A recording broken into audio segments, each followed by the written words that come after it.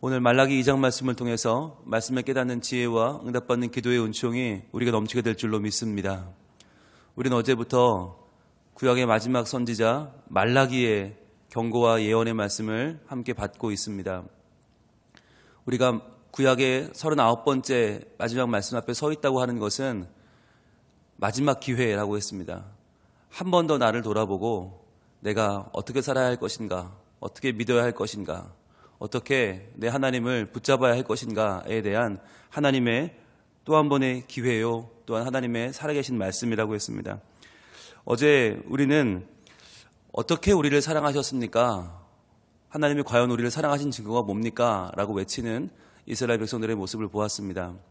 여러분, 하나님의 사랑을 의심하면 의심하는 자는 뭐가 흔들리게 되죠? 마음이 흔들리게 되고 그 마음이 흔들리면 삶이 붕괴되게 됩니다. 오늘 이 장은 하나님께서 우리를 언제 사랑했습니까? 라고 물으면서 그의 예배가, 그의 삶이 하나님을 떠나버린 이스라엘 백성들의 모습을 보여줍니다. 그 대표적인 예가 바로 제사장들입니다. 제사장은 예배를 주관하는 자들이죠.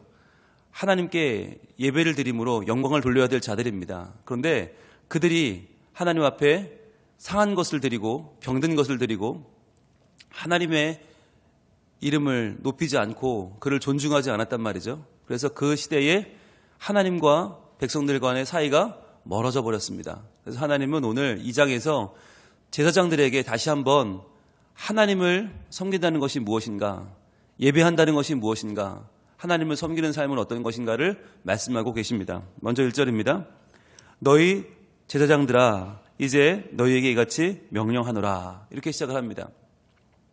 이제 너희에게 이같이 명령한다. 자, 더 이상은 눈 뜨고 볼 수가 없다는 거예요. 이제는 말하지 않으면 안 되겠다. 이 명령을 하지 않으면 안 되겠다. 라고 하시면서 하나님이 마치 터져 나오는 하나님의 감정을 지금 쏟아놓고 계십니다. 그런데 우리는 제사장들아 라고 말하면 어때요? 이건 우리한테 하는 말 같지가 않아요. 아, 이거는 목사님들한테 하는 말이겠거니, 이거는 전임 사역자들에게 하는 말이겠거니, 이건 우리가 아닐 거야. 그런데 여러분, 구약시대라면 그게 맞아요. 구약시대에는 제사장 그러면 구별된 사람들이었어요. 레위 지파의 특정한 사람들, 그 중에서도 하나님께 예배를 주관하는, 집전하는 특별한 사람들이었어요. 그런데 신약으로 오면 이 개념이 달라지죠.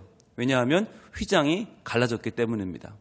예수 그리스도의 오심과 십자가의 사역과 죽으심으로 휘장이 갈라졌습니다. 이것은 하나님과 사람 사이를 가로막고 있던 휘장이 없어짐을 통해서 지성소와 성소의 구별이 없어지고 더 이상 성막조차 필요하지 않은, 즉 우리와 하나님이 친구처럼 연하여 보고 마주하여 보고 서로 대화하듯이 각각의 예배를 드릴 수 있는 시대가 열린 것입니다. 각각에게 말씀이 다가오고 그 말씀을 읽고 내가 말씀을 묵상하고 기도함으로 예배할 수 있는 길이 열렸다는 거죠. 그래서 이것을 우리는 만인 제사장설이라고 합니다. 모든 이들이 하나님 앞에 나갈 수 있다. 다른 중보자는 필요 없다. 오직 예수님만 중보가 되어서 우리의 예배를 받으시고 우리에게 말씀하신다는 것이죠. 그래서 우리가 너희 제사장들아 라고 할 때는 이것은 나에게 주시는 말씀이구나 라고 받아야 돼요. 왜냐하면 그것이 오늘날 나의 신분이고 나의 지위이기 때문입니다. 다른 누군가를 의지하지 않고 내가 하나님 앞에 서서 하나님 앞에 선 단독자로서 살아가는 예배자, 그렇게 믿음으로 서 있는 하나님의 자녀가 바로 나인 것이죠. 우리가 한번 확인하고 갈까요? 베드로전서 2장 9절로 갑니다. 우리가 아주 좋아하는 말씀인데요. 베드로전서 2장 9절. 혹시나 아직도 난 제사장 아닌데 라고 하는 분이 계시다면 이 말씀으로 다시 한번 우리 확인하고 갑니다. 베드로전서 2장 9절, 신약 379쪽에 있습니다.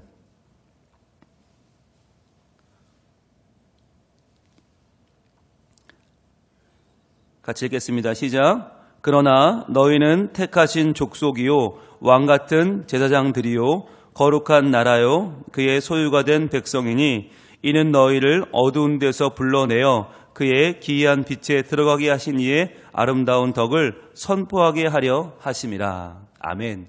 우리가 아주 좋아하는 말씀이죠. 우리가 누구라고요? 택하신 족속이고요, 왕같은 제사장들이고요, 거룩한 나라라는 거예요. 그의 소유가 된 백성이다 선언합니다. 그러니까 우리는 왕 같은 제사장, 즉 구약에 나오는 제사장보다 더 순위 높아졌어요. 더 하나님의 인정을 받는 사람이 되었어요. 왜냐하면 하나님의 친아들, 친딸, 하나님의 자녀가 되었기 때문입니다. 이는 왜냐하면이죠. 왜 세우셨어요? 너희를 어두운 데서 불러내서, 우리 죄악 가운데 불러내서 그의 기이한 빛에 들어가게 하신 이 바로 구원이죠. 하나님의 구원과 영생을 허락하신 그분의 아름다운 덕을 선포하게 하려 하심이라. 많은 이들에게 하나님의 선하심을, 그 덕을 전하게 하려고 우리를 하나님의 왕 같은 제사장을 삼으셨다는 것입니다. 그러니까 이제 우리의 신분은 뭐냐? 구원받은 자로서 하나님을 예배하면서 그 하나님을 만방에 전하는 것이에요. 그래서 우리가 구약의 제사장 그러면 나구나. 구약의 선지자 그럼 나구나. 구약의 왕 그럼 나구나. 이렇게 받으시면 돼요. 그래서 우리는 이제 하나님을 만나고 예배하고 증거하는 제사장이요 선지자라고 하는 거죠. 돌아옵니다. 그러면 제사장들에게 말씀하시는데 이렇게 말씀합니다. 2절입니다. 만군의 여호와가 이르노라. 노란색 드시고 표시해야겠죠? 만군의 여호와가 이르노라. 굉장히 중요한 말씀이죠. 이 표현이 언제 나온다고요? 학개, 스가랴, 말라기. 바로 회복기의 선지자들에게 주로 쓰여지는 하나님에 대한 표현이라고 그랬죠. 바로 모든 나라와 모든 만군, 즉 모든 군대를 이끄시는 하나님, 최후의 승리를 가져오실 그 하나님이 말씀하시는데, 이 만군의 여호와라고 말할 때 또 특별히 중요한 의미는 뭐냐면 예배를 받으시는 하나님이십니다. 예배를 받으시는 하나님을 우리 만군의 여호와라고 부르는데, 너희가 만을 듣지 아니하며 마음에 두지 아니하며 내 이름을 영화롭게 하지 아니하면 내가 너에게 저주를 내려 너희의 복을 저주하리라 그러셨어요. 자, 여러분, 제사장이 해야 할 일이 세 가지 있다는 겁니다. 그게 듣는 것과 마음에 두는 것과 내 이름을 영화롭게 하는 것, 이 세 가지입니다.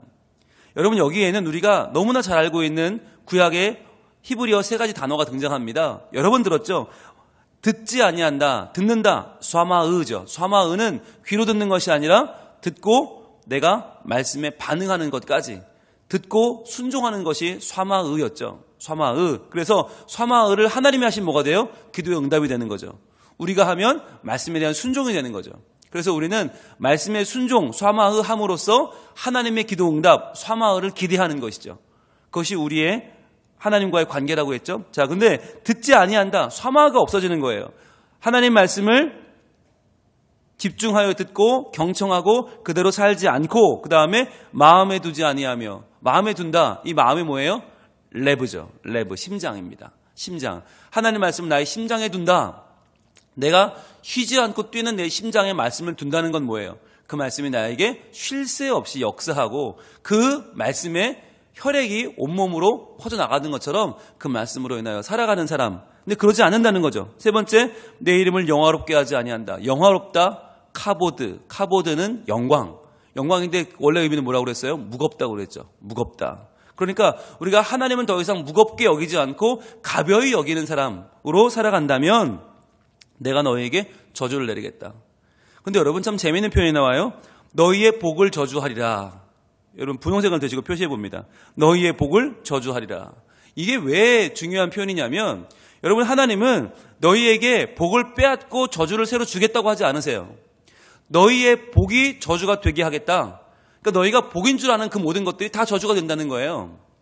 우리가 하나님 말씀을 듣지 않고 순종하지 않아요. 하나님 말씀을 내 심장에 두고 그분을 마음에 품지 않아요. 그리고 그분을 영화롭게 무겁게 여기지 않아요. 그러면 내가 받은 복인 줄 아는 것들이 다 저주가 될 것이다. 즉, 돈이 있어요. 내가 이 돈을 복으로 알았는데 돈 때문에 망하게 되는 거예요. 내가 건강이 있어요. 건강이 복인 줄 알았는데 건강 때문에 망하는 거예요. 자녀가 잘 됐어요. 그게 복인 줄 알았는데 그것 때문에 내가 망하더라는 거죠. 여러분, 하나님을 섬기는 것, 하나님을 따라 사는 것은 복이 복 되게 하는 길입니다. 여러분, 새해 복 많이 받으세요. 많이 할 필요가 없어요. 복 받으면 뭐예요? 그게 저주가 되면 우리는 더 크게 망할 텐데요. 여러분, TV에서 보시잖아요. 유명한 사람들, 관료들, 정말 많은 사람들, 이름은 대면 알만한 사람들이 무너지는 걸 보세요. 그들의 복이 저주가 된 것입니다. 우리가 하나님 말씀을 순종하지 않고 내 마음에 품지 않고 하나님을 무겁게 여기지 않을 때 우리는 내가 얻은 것대로 망할 것입니다. 우리의 복이 저주가 될 것입니다. 자, 그러면서 이렇게 말씀하세요. 내가 이미 저주하였나니 이는 너희가 그것을 마음에 두지 아니하였습니다. 즉 우리가 마음에 두지 아니하는 그 순간, 우리 레브에 하나님 말씀을 두지 않는 그 순간 우리는 이미 망했다는 거예요. 나중에 언젠가 망하는 게 아니라 지금 이 순간 이미 망했다. 무엇입니까? 하나님의 말씀은 사건이라는 것이죠. 언젠간 이루어질 말씀이 아니라 지금 이루어진다. 바로 이루어졌다. 즉 지금 순종해야 되는 말씀의 시급함을 말씀하고 있는 것입니다. 그러면서 3절입니다. 보라, 내가 너희의 자손을 꾸짖을 것이요 똥, 곧 너희 절기에 희생의 똥을 너희 얼굴에 바를 것이라. 너희가 그것과 함께 지하여 버림을 당하리라. 자, 여기서 내가 너희의 자손을 꾸짖을 것이다 라고 하는 표현은 참 여러 가지로 번역이 가능합니다. 이게 이 전 버전인 개역 성경에서는 종자를 견책할 것이다 이렇게 나왔거든요. 그런데 거기서 말하는 종자가 뭐죠? 씨예요. 씨. 원어는 씨거든요. 그래서 씨를 내다 버릴 것이다도 맞고요. 씨를 마르게 할 것이다도 맞고요. 자손을 꾸짖을 것이다도 맞고, 또 하나 어떤 표현이 가능하냐면 너희의 팔을 자를 것이다도 맞아요. 그러니까 이 여러 가지 표현들이 다 가능한 이유가 뭐냐면 이 의미가 모든 것을 다 포함하기 때문입니다. 너희의 자손을 꾸짖을 것이다, 또는 종자를 견책할 것이다, 씨를 내다 버릴 것이다, 팔을 자를 것이다, 다 같은 말인데 결국 뭐 하게 된단 말입니까? 레위 자손은 대대로 레위 지파입니다. 대대로 제사장입니다. 그런데 더 이상 그 제사를 드릴 수 없게 하겠다는 거예요. 여러분, 팔이 없으면 예배할 수 있나요? 없죠? 자녀가 없으면 그 자녀가 제사장의 직분을 이어받을 수가 없죠? 그러니까 결국 뭐예요? 내가 너희를 더 이상 예배하지 못하게 하겠다. 여러분, 이게 가장 큰 저주입니다. 저주는 돈을 뺏는 게 아니고요. 건강을 뺏는 게 아니고요. 저주는 예배하지 못하게 되는 것이에요. 더 이상 내가 너희를 통해 예배받지 않겠다. 그러면 예배받지 않으면 어떻게 돼요? 우리에게 똥을 바른다는 거예요. 너희 절기 희생의 똥, 즉 절기면 6월절 얼마나 양을 많이 잡는지 아세요? 수천 마리, 수만 마리를 잡아요. 그 어마어마한 똥을 다 내가 너희 얼굴에 바를 것이다. 여러분, 오늘 아침에 나오면서 혹시 화장실 가서 변기에 있는 똥을 퍼서 얼굴에 바르고 나온 분 계세요? 아무도 없죠? 왜요? 우리는 그것을 경멸하죠. 우리는 그것을 배격합니다. 우리는 도저히 이 배설물과는 같이 살아갈 수 없죠. 우리는 빨리 물을 내려버리죠. 왜 그렇습니까? 여러분, 이거는 우리랑은 상관없다고 느끼기 때문이에요. 그런데 하나님은 그것을 내가 너희 얼굴에 발라버리겠다. 이게 무슨 말일까요? 내가 너희의 마음속에 있는 그 더러운 것들을 드러내 보여주겠다는 것이에요. 하나님은 우리의 마음의 중심을 아십니다. 하나님을 섬기지 않는 자는 뭘 섬기는 거예요? 결국 나를 섬기는 거예요. 그것처럼 더러운 것은 없어요. 나를 섬기는 자, 교만한 자처럼 더러운 자는 없어요. 아무리 얼굴에 화장을 하고, 아무리 피부 미용을 하고, 아무리 번듯하게 꾸미고, 아무리 반짝반짝 꾸며도 그 마음속에 하나님을 경멸하고 나를 높이는 자는 이미 더러운 똥 같은 인간이라는 거예요. 그걸 하나님 보여주겠다는 거예요. 그래서 똥은 원래 어떻게 합니까? 진 밖에 내다 버려서 불태워야 합니다. 그것을 얼굴에 바르겠다는 것은 그것과 함께 내가 너희를 제하여 버리겠다. 이제 너희 예배를 받지 않겠다는 것이죠. 자, 그러면 이 말씀을 하는 하나님의 본심이 무엇인가? 그것이 4절부터 나옵니다. 하나님의 본심은 뭔가? 바로 우리의 직분을 회복하고 우리가 바른 예배를 드리게 하려는 것이죠. 4절입니다. 만군의 여호와가 이르노라. 노란색으로 표시하시고요. 만군의 여호와가 말씀합니다. 뭐라고 말씀하십니까? 내가 이 명령을 내린 것은 레위와 세운 나의 언약이 항상 있게 하려 함인 줄을 너희가 알리라. 그랬어요. 제사장들, 바로 레위 지파의 후손이죠. 레위와 세운 언약이 있다는 겁니다. 이 언약이 뭐냐? 5절입니다. 레위와 세운 나의 언약은 생명과 평강의 언약이라 라고 말씀하세요. 즉 하나님이 예배하는 우리에게 주신 언약이 있는데, 예배자는 어떤 사람이냐? 생명과 평강을 누린다는 것이에요. 근데 그 생명이 뭐냐? 여기 앞에 정관사 하가 붙어 있어요. 정관사가 붙어 있으면 그냥 생명이 아니라 바로 그 생명, 다른 무엇과도 바꿀 수 없는 하나님이 주시는 영원한 생명을 말하는 것입니다. 즉 예배자는 누구냐? 지금 내가 예배 드리고 은혜 받고 와 좋다가 끝이 아니라 영원한 생명 가운데로 들어간다는 거예요. 예배를 통해서 내가 하나님의 생명을 나누어 받고 그 생명을 누리는 사람이 되는 것, 즉 유한한 삶을 사는 내가 하나님께로 들어가서 하나님과 함께 영원한 생명을 살게 되는 놀라운 나의 인생의 가장 큰 변화가 바로 예배라는 거예요. 그 생명과 그 평강, 하나님이 주시는 평강, 세상이 줄 수 없는 평강, 놀라운 그 평강을 누리게 된다는 언약이라는 것입니다. 내가 이것을 그에게 준 것은 그로 경외하게 하려 함이라. 자, 즉 우리에게 생명과 평강을 주신 이유가 뭐냐? 하나님을 경외하라고. 그럼 주를 경외하는 것은 무엇을 말합니까? 한 세 가지로 요약할 수 있겠죠. 경외라고 하는 건 첫 번째로 하나님을 존귀하게 여기는 것입니다. 하나님을 찬양하는 것이죠. 그리고 두 번째는 하나님을 내 인생 가장 소중한 분으로 여기는 겁니다. 내 인생 가장 소중한 가치, 내 선택의 기준이 하나님이 되는 것이죠. 그리고 세 번째는 하나님을 두려워하는 것입니다. 하나님을 두려워하는 것, 이것이 얼마나 예배자에게 필요한지 모릅니다. 여러분, 예배의 주인공은 내가 아니죠. 설교자도 아니고요. 찬양 인도자도 아니고요. 성가대도 아닙니다. 예배의 주인은 하나님이십니다. 그 하나님 앞에 깨어 있어서 예배하는 것, 그것이 하나님을 두려워하는 것이죠. 여러분, 예배는 빨리 해치우고 그 다음에 메인 프로그램에 들어가는 입장권이 아닙니다. 예배는 일단 예배를 드려야 내가 천국에 대한 확신을 얻을 수 있다가 아닙니다. 예배 자체가 하나님과의 거룩한 만남이고 예배 자체가 메인입니다. 그래서 여러분, 우리 예배 나올 때 빨리 예배를 마치고가 아니라 그 예배가 진정 하나님과의 올바른 만남, 영원한 생명으로 들어가는 아름다운 시간이라는 것을 우리는 기억해야 되는 거죠. 자, 그런데 그가 나를 경외하고 내 이름을 두려워하였으며 그랬어요. 하나님을 경외하고 하나님의 이름을 두려워하면 어떻게 됩니까? 6절입니다. 그의 입에는 진리의 법이 있었고 그래요. 진리의 법이 그 입에 있다. 여기서 말하는 진리의 법은 토라트 에메트입니다. 토라는 토라인데, 즉 율법, 창세기, 출애굽기, 레위기, 민수기, 신명기, 모세오경을 말하는 것인데 그 모세오경이 그 입에 있는데 항상 그 입에서 입만 열면 창세기를 말하고 출애굽기를 말하고 민수기, 신명기, 레위기, 하나님의 말씀을 이야기하는데 그것이 왜 진리의 법입니까? 왜 토라트 에메트입니까? 그것은 바로 하나님이 하신 말씀이기 때문입니다. 하나님의 입으로 나온 모든 말씀이 진리라고 고백하면서 그 진리의 말씀을 내 입에 두는 사람, 그 사람이 누구예요? 예배자입니다. 그래서 여러분, 예배자가 입을 열었는데 하나님 말씀이 안 나오고 다른 이야기가 나오면 그는 한번 의심해 봐야 돼요. 저 사람 예배자 맞나? 우리의 입을 열어서 하나님 말씀이 입에 나온다. 무슨 말입니까? 그 말씀을 듣고 순종하고 그 말씀대로 살아서 내 심장 속에, 내 내부에 그 말씀이 지금 숨쉬고 있는 자만이 할 수 있는 거죠. 입을 열면 말씀이 나온다. 진리의 법이 그 입에 있다. 그리고 그의 입술에는 불의함이 없었으며. 여러분, 요즘 얼마나 많은 말의 상처를 받고 살아갑니까? 얼마나 많은 이 악플 때문에 사람들이 죽어갑니까? 여러분, 입술의 불의함은 더 이상 이것은 도덕적인 문제가 아닙니다. 이것은 실제적인 문제고 굉장히 생명에 연관되는 문제입니다. 자, 그런데 우리가 우리 입에 불의함이 없으려면 어떻게 해야 돼요? 방법이 하나밖에 없어요. 진리의 법이 있어야 하는 거죠. 하나님 말씀이 우리 입에 있어야만 하는 것입니다. 그가 화평함과 정직함으로 나와 동행하며 그랬어요. 화평함, 샬롬이죠.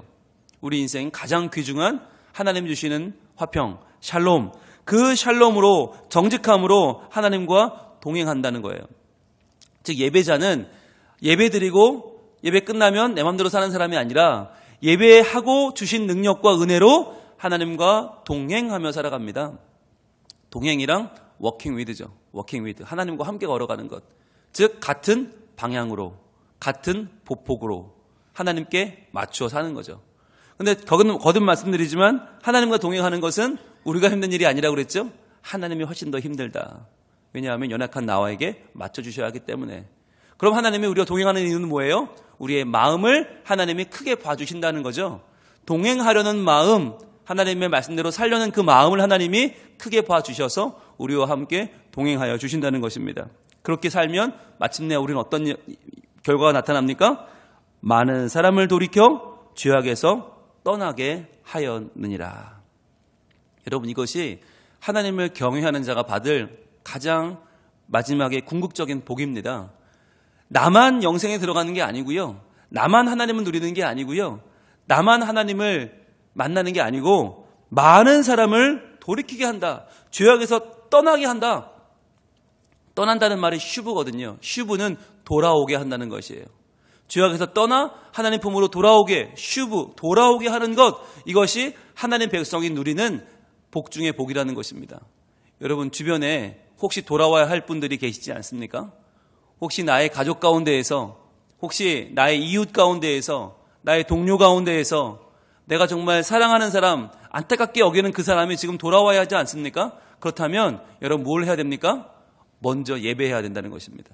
내가 하나님과의 관계가 올바르고 내가 하나님의 영원한 생명을 누려야, 그래야 내 삶 가운데서 그 말씀이 내 심장에서 그 말씀이 뛰기 시작하고 그 삶에 그 말씀이 나타나서 그것을 통해서 돌아와야 될 그 사람이 하나님을 만나게 된다는 것이에요. 여러분 우리가 하나님을 경외하는 이유는 무엇입니까? 하나님을 높이고 경배하면서 내 생명이 살아나는 것, 아니 거기서 뛰어넘어서 다른 생명을 살려내는 것입니다. 나뿐 아니라 가장 중요한 우리의 다음 세대, 우리의 자녀들을 하나님 앞에 믿음으로 세우는 방법, 예배입니다. 엄마 아빠가 바른 예배자가 되지 않는데 자녀를 예배자로 키울 방법은 없어요. 엄마 아빠가 하나님 말씀을 귀담아 듣지 않는데 자녀에게 말씀을 읽으라고 할 수 있는 길은 없어요. 엄마 아빠가 하나님을 두려워하지 않고 교통경찰을 두려워하는데 자녀한테 하나님을 두려워하라고 말할 수 있는 길은 없어요. 여러분 우리가 올해가 가기 전에, 이제 이 구약 강의가 끝나기 전에 어떤 결단을 해야 됩니까? 하나님 말씀 앞에 내가 하나님을 경외하는 예배자가 되게 해주시고, 하나님 제가 정말 진리의 법을 제 입에 두게 하셔서 입만 열면 하나님의 거룩한 말씀들을 내가 이야기하고 그 말씀으로 살고 그 말씀으로 하나님을 경외하는 백성이 되게 하셔서 하나님이 주시는 생명과 평강을 누리면서 내게 맡겨주신 생명들, 많은 사람을 돌이켜 죄악에서 떠나 하나님 품으로 돌아오게 하는 하나님의 별처럼 빛나는 크리스찬으로 살게 하여 주시옵소서. 여러분 이 기도를 하나님 오늘 말씀에 의지하여 드릴 때 반드시 들어주시고 이 말씀대로 하나님께서 우리에게 주신 생명과 평강의 언약을 회복시켜 주실 줄로 믿습니다. 기도하겠습니다. 하나님, 말라기 2장 이야기하는 것처럼 하나님은 우리의 거짓된 예배, 말라붙은 예배, 형식적인 예배를 견디지 못하시고 우리의 얼굴에 똥을 발라서 내쫓고 싶은 마음이라고 하십니다. 하나님, 저희들의 예배는 어떻습니까?